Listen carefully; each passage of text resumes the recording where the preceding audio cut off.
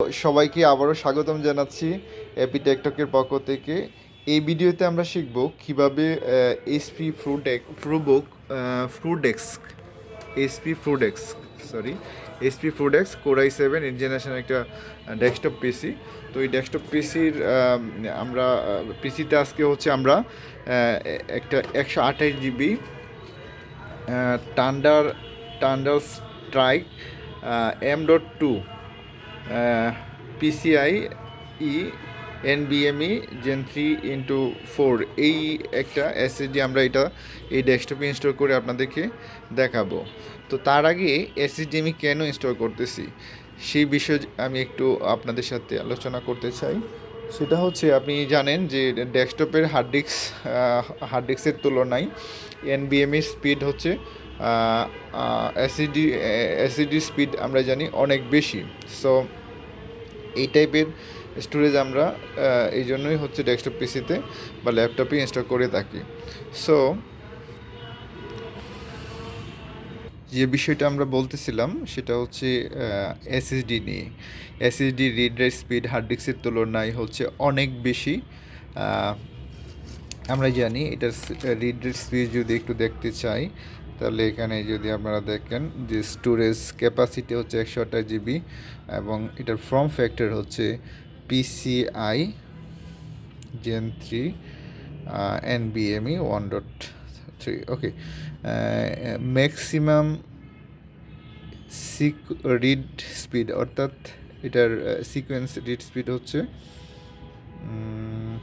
দেখা যাচ্ছে 1800 MBPS পার সেকেন্ডে, এবং ম্যাক্সিমাম রাইট স্পিড ওটা হচ্ছে রিড স্পিড এবং রাইটিং স্পিড হচ্ছে 1200 MBPS।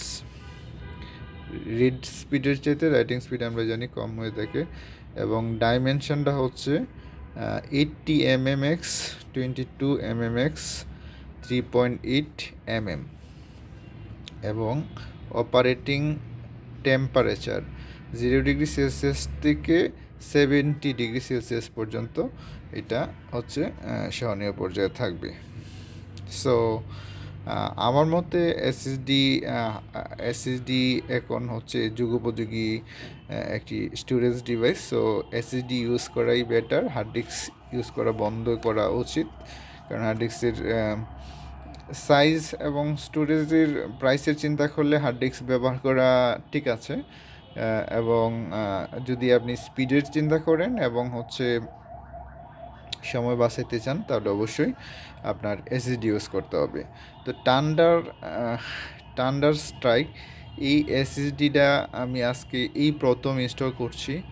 তো এটার কেমন পারফরমেন্স হবে সেই বিষয়টা আমি আপনাদের সাথে রেগুলার আমার এক্সপিরিয়েন্সটা আমি আপনাদের সাথে নেক্সট কোনো ভিডিওতে শেয়ার করার চেষ্টা করব। এখানে আরও একটা জিনিস আমি বলে রাখি, আপনারা জানেন সিরিয়াল নিয়ে আমার হাতে যখন যে ধরনের কাজ আসে আমি ওই কাজগুলো একদম বাস্তবিক জীবনে আমরা যে রিয়েল লাইফে যে কাজগুলো করি সেই কাজগুলো আপনাদের সাথে শেয়ার করি এবং শেয়ার করার চেষ্টা করি আর কি। সো এর আগে আপনারা জানেন আমি ট্রান্সেন্ড ব্র্যান্ডের একটা এসএসডি একটা ল্যাপটপে ডেল ব্র্যান্ডের একটা ল্যাপটপে ইনস্টল করেছিলাম। সেটা হচ্ছে M.2 টাইপের NVMe PCI স্লটেরই স্লো এসএসডি আর কি। সো ট্রান্সেন্ডের স্পিডের সম্পর্কে যদি আমি একটু বলি, ওইটা আমার কাছে খুবই ভালো মনে হয়েছে, এবং ওইটার আমি ব্র্যান্ড প্রমোট করার জন্য বলছি না। আমি যদি বলি ট্রান্সেন্ড এবং আরেকটা আমি আরও অনেকগুলো আপনাদের সাথে শেয়ার করেছিলাম হয়তো, এইচপি ব্র্যান্ডের সেম এইচপি প্রোডাক্টস এটা ডেস্কটপ পিসিতে ইনস্টল করেছি। প্লাস হচ্ছে গত পরশু দিন আমি আরও একটা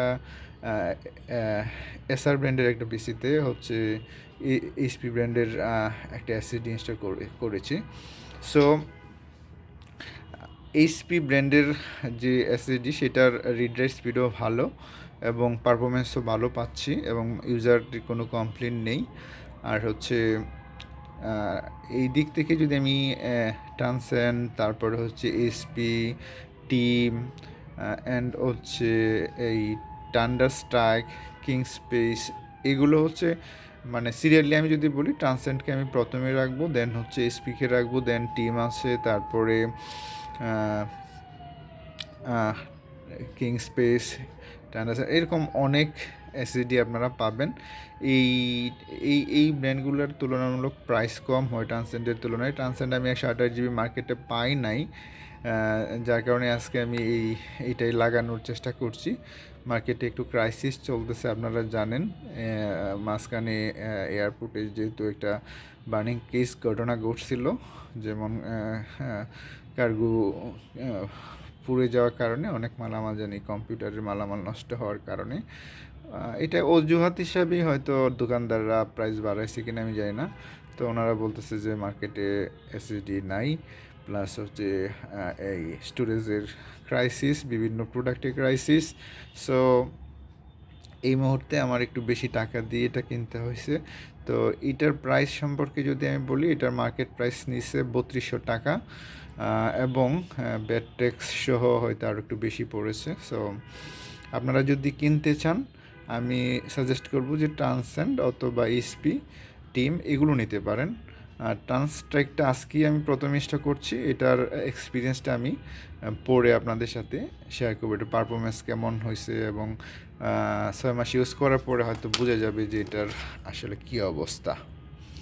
তো সেই পর্যন্ত ওয়েট করতে হবে আর কি। সো এটার ওয়ারেন্টি আছে 3 ইয়ার্স, এই বিষয়টাও একটু ক্লিয়ার করি। 3 ইয়ার্স ওয়ারেন্টি আছে।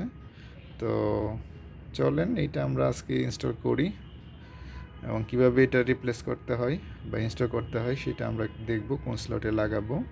এটা অলরেডি আপনারা জানেন, তারপরেও আমি আজকে আর একটু শেয়ার করব। সো আমি আমার ডেস্কটপে এটা লাগাবো, এসএসডিটা ইনস্টল করব। ইনস্টল করার জন্য আমার যে জিনিসগুলো প্রয়োজন হয় সেটা হচ্ছে একটা স্ক্রুড্রাইভার সেট আপনার লাগবে। স্ক্রুড্রাইভার সেট লাগবে কারণ হচ্ছে এটা আমার স্ক্রু আটকাইতে হবে। আর হচ্ছে আমি সরি, আমার হাতে দৌড়ে দৌড়ে আজকে কার সাথে আমার কোনো ট্রাইপড নেই এই মুহূর্তে, তো আমার হাতে কাজ আসছে। আমি এটা একটু জাস্ট করে নেই, খুলে নেওয়ার পরে আবার আমি আপনাদেরকে দেখাচ্ছি। জাস্ট এখানে যে স্ক্রুটা আছে সেটা একটু খুলে নিতে হয় আর কি।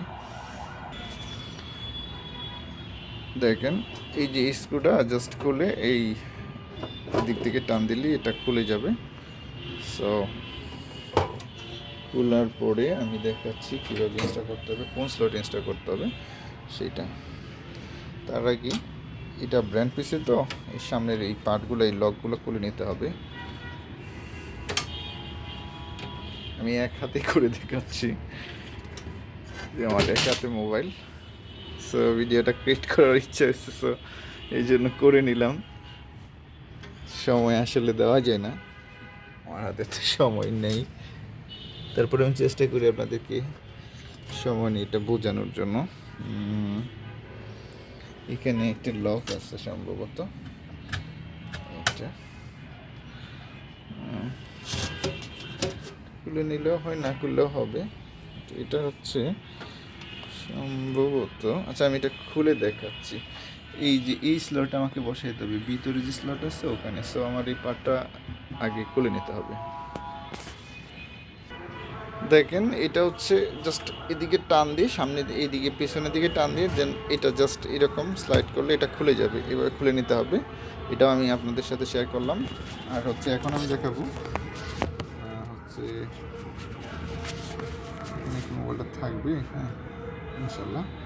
ওকে, তো আমি আগে হচ্ছে এই এসএসডিটা ইনটেক প্যাকেটটা আমি খুলে নিচ্ছি। জাস্ট এখানে দেখেন এই যে এটা একটু কেটে নিতে হবে, এরকম করে চাপ দিলে এটা খুলে যাচ্ছে খুব ইজিলি।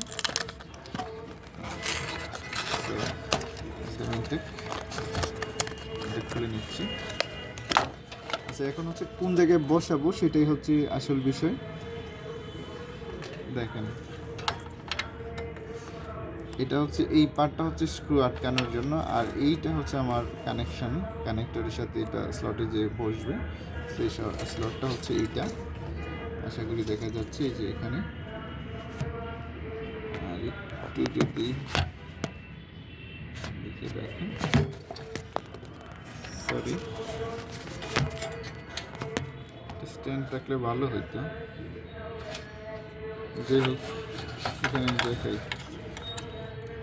দেখতে পাচ্ছেন এই যে এই স্লটটাতে জাস্ট এদিকে সুন্দর করে স্লটে বসে, বাস। হ্যাঁ, ভিতরের দিকে একটু চাপ দিতে হবে।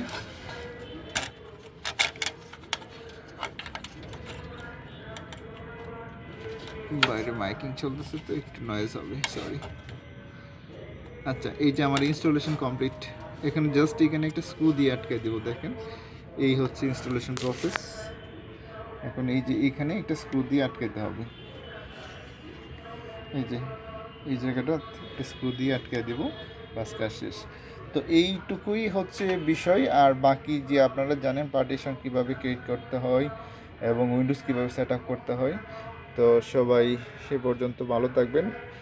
আর যদি উইন্ডোজ সেট আপের প্রসেসটা আপনারা শিখতে চান, আমার আগে অনেকগুলো ভিডিও আমি উইন্ডোজ কীভাবে ইনস্টল করতে হয় আমি শেয়ার করেছি, ওগুলো দেখে নিতে পারেন।